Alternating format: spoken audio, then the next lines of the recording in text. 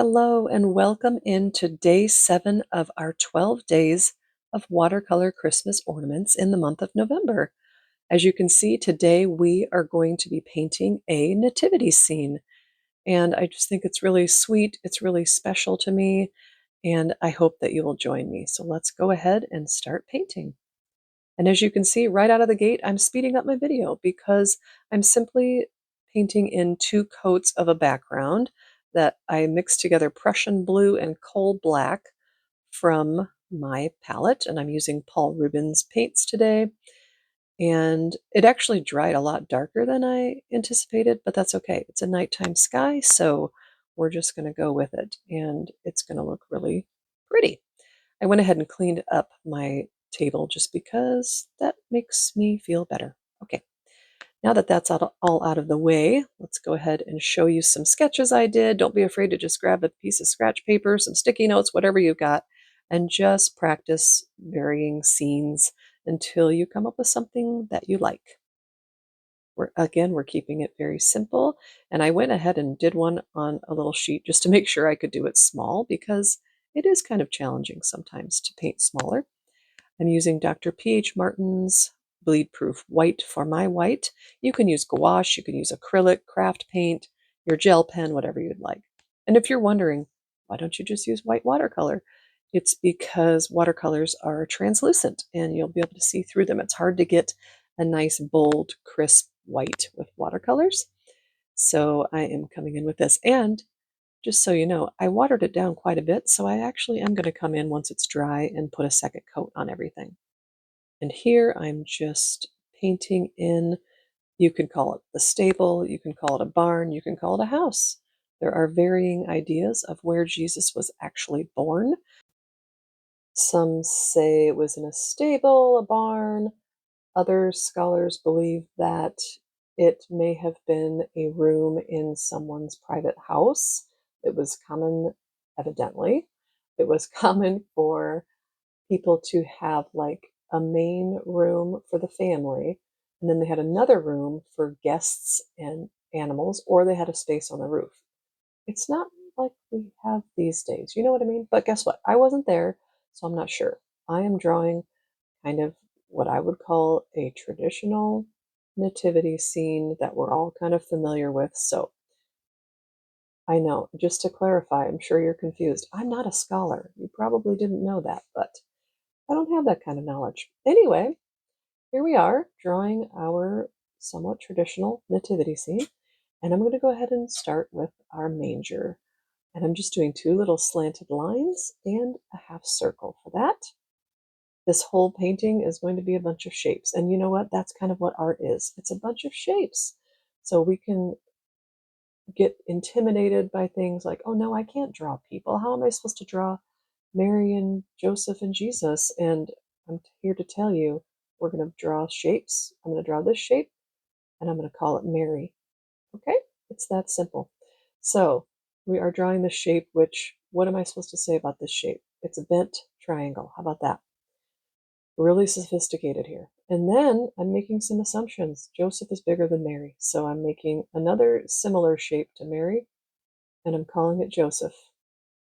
There you have it. And I've also kind of made it look like their arms are extended toward the manger, and going ahead and painting in each of those shapes. And like I said, I will be coming in to do another coat when everything is dry, because as you can see, they look a little translucent right now because I did water it down quite a bit. Giving that a good dry and then coming in with, I'm using a size 5 jelly roll this time. I usually use my 10, but I want this to be very fine lines. So for Jesus's head and body, I'm just doing a couple more little half circles, and same for the faces of Mary and Joseph. How about that? That's as detailed as we are going to get with that scene. And then we're going to come in and draw the star. I'm choosing to use my gel pen just because it gives me a little bit more control and finer lines. I've, historically speaking, I've been a little challenged when drawing stars. So I am just coming in first. This is how my brain works. I'm just going to draw a cross.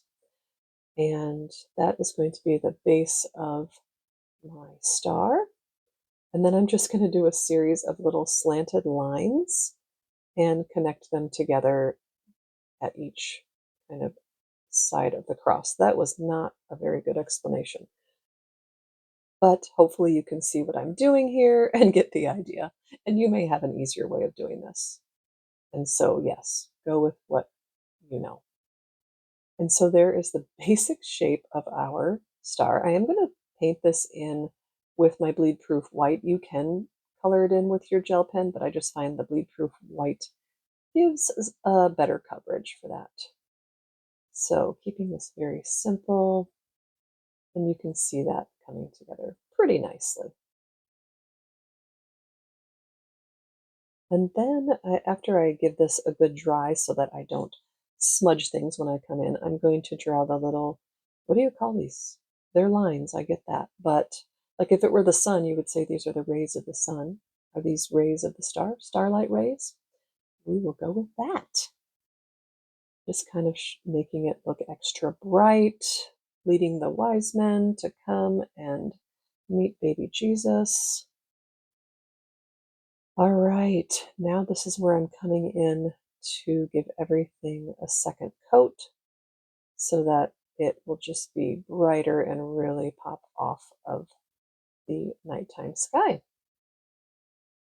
And I will just speed this part up as it truly is, just going over everything we've already done just to brighten it up. Really love the effect. And just to kind of give you a comparison to the practice one I did, you can see the first one, the sky was a little bit lighter. And with a lighter sky, you could, even lighter than that, you could do black for the manger scene. And so it's more of a silhouette and keeping that bright star as well.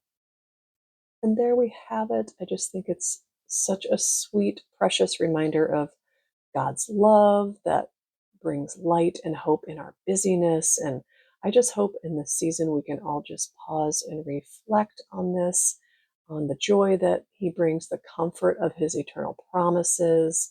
And I just pray that as we go into the Christmas season, the Thanksgiving season, that we will just be thankful and have our hearts full of gratitude because of the unending grace that is given to us through Jesus. And I will truly pray that His indescribable peace will be with you this season, no matter what you may be going through. Take care, and we will see you next time.